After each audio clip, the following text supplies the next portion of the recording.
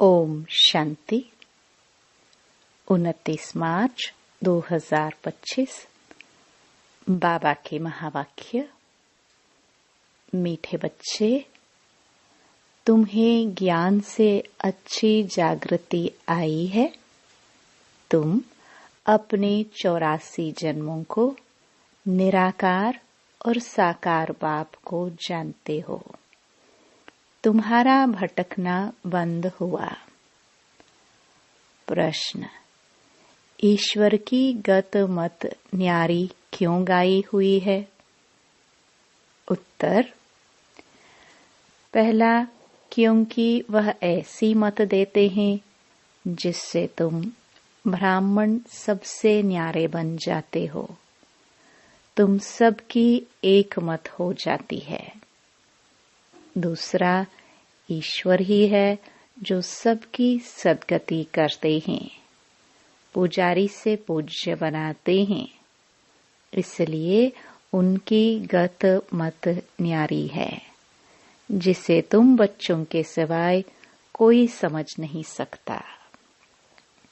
ओम शांति। तुम बच्चे जानते हो, बच्चों की अगर तबीयत ठीक नहीं होगी तो बाप कहेंगे, भल यहाँ सो जाओ। इसमें कोई हर्जा नहीं, क्योंकि सिखिलदे बच्चे हैं, अर्थात 5000 वर्ष बाद फिर से आकर मिले हैं। किसको मिले हैं? बेहद के बाप को। यह भी तुम बच्चे जानते हो, जिनको निश्चय है बरोबर हम बेहद के बाप से मिले हैं, क्योंकि बाप होता ही है एक हद का और दूसरा बेहद का। दुख में सब बेहद के बाप को याद करते हैं। सतयुग में एक ही लौकिक बाप को याद करते हैं, क्योंकि वहाँ है ही सुखधाम। लौकिक बाप उसको कहा जाता है जो इस लोक में जन्म देता है। पारलौकिक बाप तो एक ही बार आकर तुमको अपना बनाते हैं। तुम रहने वाले भी बाप के साथ अमरलोक में हो, जिसको परलोक परम धाम कहा जाता है। वह है परे ते परे धाम। स्वर्ग को परे ते परे नहीं कहेंगे। स्वर्ग नरक यहाँ ही होता है। नई दुनिया को स्वर्ग, पुरानी दुनिया को नरक कहा जाता है। अभी है पतित दुनिया, पुकारते भी हैं, हे पतित पावन आवो। सतयुग में ऐसे नहीं कहेंगे। जब से रावण राज्य होता है तब पतित बनते हैं। उनको कहेंगे 5 विकारों का राज्य। सतयुग में है ही निर्विकारी राज्य। भारत की कितनी जबरदस्त महिमा है, परंतु विकारी होने के कारण भारत की महिमा को जानते नहीं। भारत संपूर्ण निर्विकारी था जब यह लक्ष्मी नारायण राज्य करते थे। अभी वह राज्य नहीं है। वह राज्य कहाँ गया, यह पत्थर बुद्धियों को मालूम नहीं। और सभी अपने अपने धर्म स्थापक को जानते हैं। एक ही भारतवासी हैं जो न अपने धर्म को जानते न धर्म स्थापक को जानते हैं। और धर्म वाले अपने धर्म को तो जानते हैं, परंतु वह फिर कब स्थापन करने आएंगे यह नहीं जानते। सिख लोगों को भी यह पता नहीं है कि हमारा सिख धर्म पहले था नहीं। गुरु नानक ने आकर स्थापन किया तो जरूर फिर सुखधाम में नहीं रहेगा। तब ही गुरु नानक आकर फिर स्थापन करेंगे, क्योंकि वर्ल्ड की हिस्ट्री ज्योग्राफी रिपीट होती है ना। क्रिश्चियन धर्म भी नहीं था, फिर स्थापन हुई। पहले नई दुनिया थी, एक धर्म था, सिर्फ तुम भारतवासी ही थे। एक धर्म था, फिर तुमको 84 जन्म लेते लेते यह भी भूल गए हो कि हम ही देवता थे। फिर हम ही 84 जन्म लेते हैं। तब बाप कहते हैं, तुम अपने जन्मों को नहीं जानते हो, मैं बतलाता हूँ। आधा कल्प राम राज्य था, फिर रावण राज्य हुआ है। पहले है सूर्यवंशी घराना, फिर चंद्रवंशी घराना राम राज्य। सूर्यवंशी लक्ष्मी नारायण के घराने का राज्य था, जो सूर्यवंशी लक्ष्मी नारायण के घराने के थे। 84 जन्म ले अभी रावण के घराने के बने हैं। आगे पुण्य आत्माओं के घराने के थे, अभी पापात्माओं के घराने के बने हैं। 84 जन्म लिए हैं, वे तो 84 लाख कह देते। अब 84 लाख का कौन बैठ विचार करेंगे, इसलिए कोई का विचार चलता ही नहीं। अभी तुमको बाप ने समझाया है, तुम बाप के आगे बैठे हो। निराकार बाप और साकार बाप दोनों ही भारत में नामी ग्रामी हैं। गाते भी है, परंतु बाप को जानते नहीं है। अज्ञान नींद में सोए पड़े हैं। ज्ञान से जागृति होती है। रोशनी में मनुष्य कभी धक्का नहीं खाते, अंधियारे में धक्के खाते रहते। भारतवासी पूज्य थे, अब पुजारी हैं।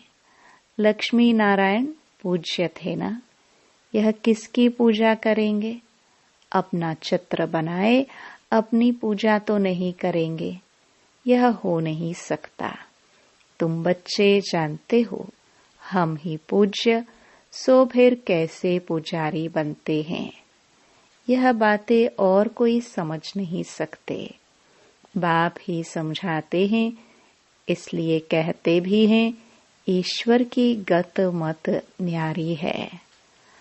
अभी तुम बच्चे जानते हो, बाबा ने हमारी सारी दुनिया से गत मत न्यारी कर दी है। सारी दुनिया में अनेक मत मतांतर हैं। यहाँ तुम ब्राह्मणों की है एक मत, ईश्वर की मत और गत। गत अर्थात सदगति। सदगति दाता एक ही बाप है। गाते भी हैं सर्व का सदगति दाता राम, परंतु समझते नहीं कि राम किसको कहा जाता है। कहेंगे जिधर देखो राम ही राम रहता है। इसको कहा जाता है अज्ञान अंधियारा। अंधियारे में है दुख, सोझरे में है सुख। अंधियारे में ही पुकारते हैं ना। बंदगी करना माना बाप को बुलाना, भीख मांगते हैं ना। देवताओं के मंदिर में जाकर भीख मांगना हुआ ना। सतयुग में भीख मांगने की दरकार नहीं। भिखारी को इंसॉल्वेंट कहा जाता है। सतयुग में तुम कितने सॉल्वेंट थे, उसको कहा जाता है सॉल्वेंट। भारत अभी इंसॉल्वेंट है, यह भी कोई समझते नहीं। कल्प की आयु उल्टी सुल्टी लिख देने से मनुष्यों का माथा ही फिर गया है। बाप बहुत प्यार से बैठ समझाते हैं। कल्प पहले भी बच्चों को समझाया था। मुझ पतित पावन बाप को याद करो तो तुम पावन बन जाएंगे। पतित कैसे बने हो? विकारों की खाद पड़ी है। सब मनुष्य जंक खाए हुए हैं। अब वह जंक कैसे निकले? मुझे याद करो। देह अभिमान छोड़ देही अभिमानी बनो। अपने को आत्मा समझो। पहले तुम ही आत्मा, फिर शरीर लेते हो। आत्मा तो अमर है, शरीर मृत्यु को पाता है। सतयुग को कहा जाता है अमर लोक, कलयुग को कहा जाता है मृत्यु लोक। दुनिया में यह कोई भी नहीं जानते कि अमर लोक था, फिर मृत्यु लोक कैसे बना। अमर लोक अर्थात अकाले मृत्यु नहीं होती, वहां आयु भी बड़ी रहती है। वह है ही पवित्र दुनिया। तुम राज ऋषि हो। ऋषि पवित्र को कहा जाता है। तुमको पवित्र किसने बनाया? उनको बनाते हैं शंकराचार्य, तुमको बना रहे हैं शिवाचार्य। यह कोई पढ़ा हुआ नहीं है। इन द्वारा तुमको शिव बाबा आकर पढ़ाते हैं। शंकराचार्य ने तो गर्भ से जन्म लिया, कोई ऊपर से अवतरित नहीं हुआ। बाप तो इनमें प्रवेश करते हैं, आते हैं, जाते हैं, मालिक है, जिसमें चाहे उनमें जा सकते हैं। बाबा ने समझाया है, कोई का कल्याण करने अर्थ मैं प्रवेश कर लेता हूँ। आता तो पतित तन में ही हूँ ना, बहुतों का कल्याण करता हूँ।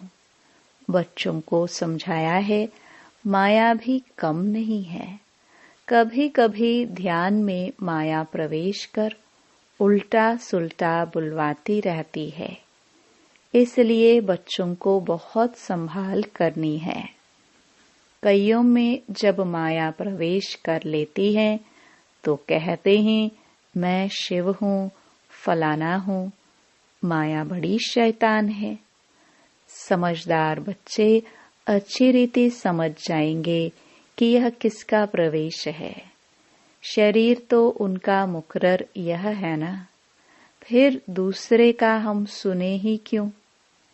अगर सुनते हो तो बाबा से पूछो, यह बात राइट है व नहीं। बाप झट समझा देंगे। कई ब्राह्मणियां भी इन बातों को समझ नहीं सकती कि यह क्या है।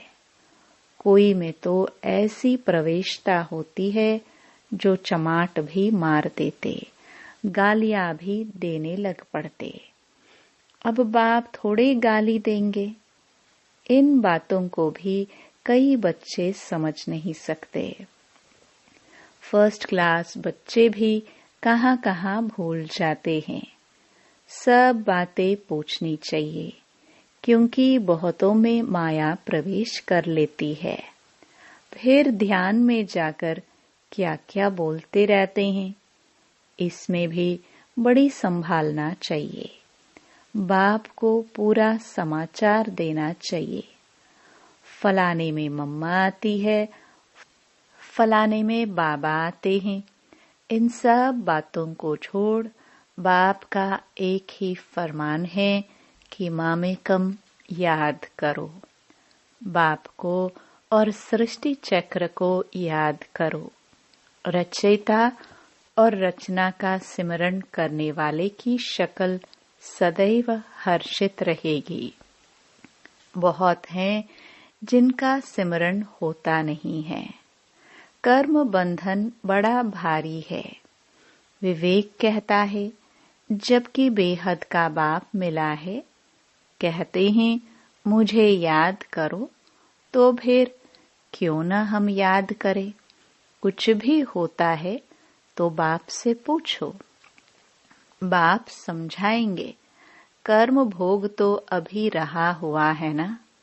कर्मातीत अवस्था हो जाएगी तो फिर तुम सदैव हर्षित रहेंगे। तब तक कुछ न कुछ होता है। यह भी जानते हो, मिरुआ मौत मलु का शिकार, विनाश होना है। तुम फरिश्ते बनते हो। बाकी थोड़े दिन इस दुनिया में हो, फिर तुम बच्चों को यह स्थूल वतन भासेगा नहीं। सूक्ष्म वतन और मूल वतन भासेगा। सूक्ष्म वतन वासियों को कहा जाता है फरिश्ते। वह बहुत थोड़ा समय बनते हो, जबकि तुम कर्मातीत अवस्था को पाते हो। सूक्ष्म वतन में हड्डी मांस होता नहीं। हड्डी मांस नहीं तो बाकी क्या रहा? सिर्फ सूक्ष्म शरीर होता है। ऐसे नहीं कि निराकार बन जाते हैं, नहीं, सूक्ष्म आकार रहता है। वहां की भाषा मूवी चलती है।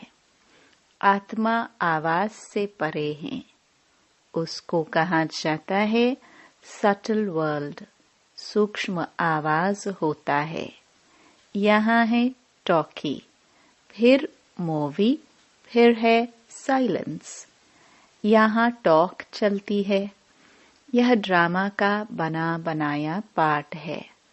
वहाँ है साइलेंस, वह मूवी और यह है टॉकी।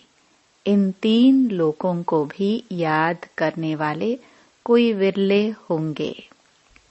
बाप समझाते हैं, बच्चे सजाओं से छूटने के लिए कम से कम 8 घंटा कर्मयोगी बन कर्म करो, 8 घंटा आराम करो और 8 घंटा बाप को याद करो। इस प्रैक्टिस से तुम पावन बन जाएंगे। नींद करते हो, वह कोई बाप की याद नहीं है। ऐसे भी कोई न समझे कि बाबा के तो हम बच्चे हैं ना, फिर याद क्या करे। नहीं, बाप तो कहते हैं मुझे वहां याद करो, अपने को आत्मा समझ मुझे याद करो। जब तक योग बल से तुम पवित्र ना बनो, तब तक घर में भी तुम जा नहीं सकते। नहीं तो फिर सजाए खाकर जाना होगा।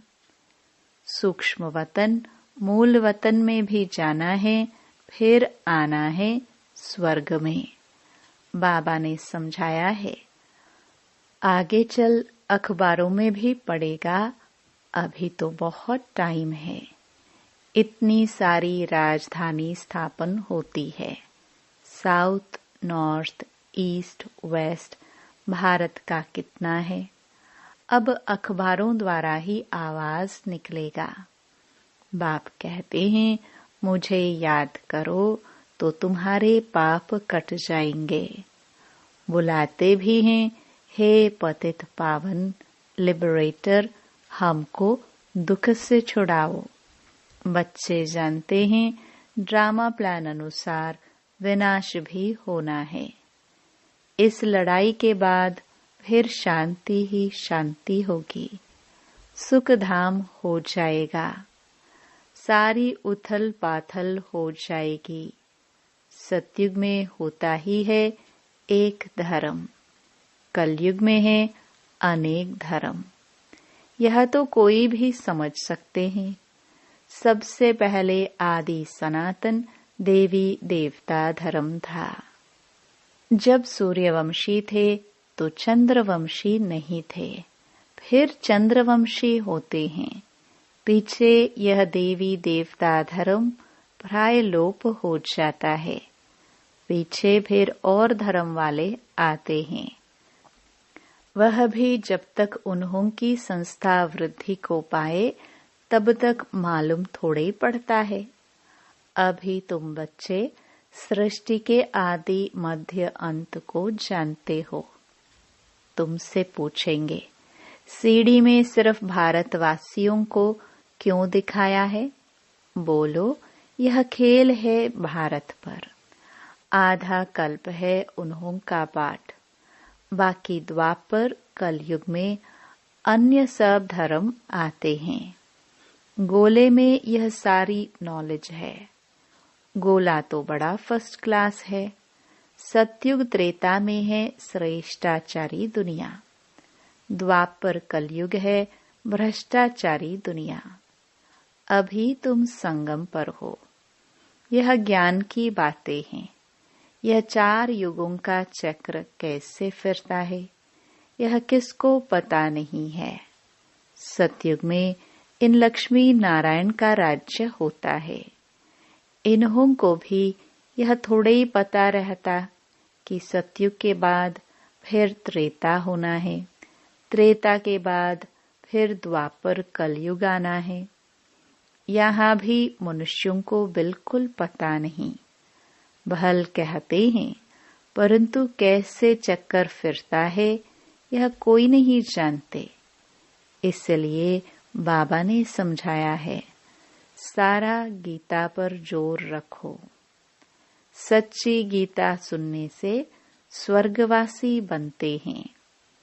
यहाँ शिव बाबा खुद सुनाते हैं, वहाँ मनुष्य पढ़ते हैं। गीता भी सबसे पहले तुम पढ़ते हो। भक्ति में भी पहले पहले तो तुम जाते हो ना। शिव के पुजारी पहले तुम बनते हो। तुमको पहले पहले पूजा करनी होती है अव्यभिचारी एक शिव बाबा की। सोमनाथ मंदिर और किसकी ताकत थोड़ी है बनाने की। बोर्ड पर कितने प्रकार की बातें लिख सकते हैं। यह भी लिख सकते हैं, भारतवासी सच्ची गीता सुनने से सचखंड के मालिक बनते हैं। अभी तुम बच्चे जानते हो, हम सच्ची गीता सुनकर स्वर्गवासी बन रहे हैं। जिस समय तुम समझाते हो तो कहते हैं, हाँ बरोबर ठीक है, बाहर गए खलास, वहां की वहां रही। अच्छा, मीठे मीठे सिखिलदे बच्चों प्रति मात पिता बाप दादा का याद प्यार और गुड मॉर्निंग। रूहानी बाप की रूहानी बच्चों को नमस्ते। धारणा के लिए मुख्य सार। पहला, रचयिता और रचना का ज्ञान सिमरण कर सदा हर्षित रहना है। याद की यात्रा से अपने पुराने सब कर्म बंधन काट कर्मातीत अवस्था बनानी है। दूसरा, ध्यान दीदार में माया की बहुत प्रवेशता होती है, इसलिए संभाल करनी है। बाप को समाचार दे राय लेनी है, कोई भी भूल नहीं करनी है। वरदान, अपनी शुभ भावना द्वारा निर्बल आत्माओं में बल भरने वाले सदा शक्ति स्वरूप भव। सेवाधारी बच्चों की विशेष सेवा है स्वयं शक्ति स्वरूप रहना और सर्व को शक्ति स्वरूप बनाना, अर्थात निर्बल आत्माओं में बल भरना। इसके लिए सदा शुभ भावना और श्रेष्ठ कामना स्वरूप बनो। शुभ भावना का अर्थ यह नहीं कि किसी में भावना रखते रखते उसके भाववान हो जाओ। यह गलती नहीं करना। शुभ भावना भी बेहद की हो। एक के प्रति विशेष भावना भी नुकसानकारक है, इसलिए बेहद में स्थिति हो। निर्बल आत्माओं को अपनी प्राप्त हुई शक्तियों के आधार से शक्ति स्वरूप बनाओ। स्लोगन। अलंकार ब्राह्मण जीवन का श्रृंगार है, इसलिए अलंकारी बनो, देह अहंकारी नहीं। अव्यक्त इशारे। सत्यता और सभ्यता रूपी कल्चर को अपनाओ। कई बच्चे कहते हैं, वैसे क्रोध नहीं आता है, लेकिन कोई झूठ बोलता है तो क्रोध आ जाता है। उसने झूठ बोला, आपने क्रोध से बोला, तो दोनों में राइट कौन? कई चतुराई से कहते हैं कि हम क्रोध नहीं करते हैं, हमारा आवाज ही बड़ा है, आवाज ही ऐसा तेज है। लेकिन जब साइंस के साधनों से आवाज को कम और ज्यादा कर सकते हैं, तो क्या साइलेंस की पावर से अपने आवाज की गति को धीमी व तेजी नहीं कर सकते हो? अच्छा, ओम शांति।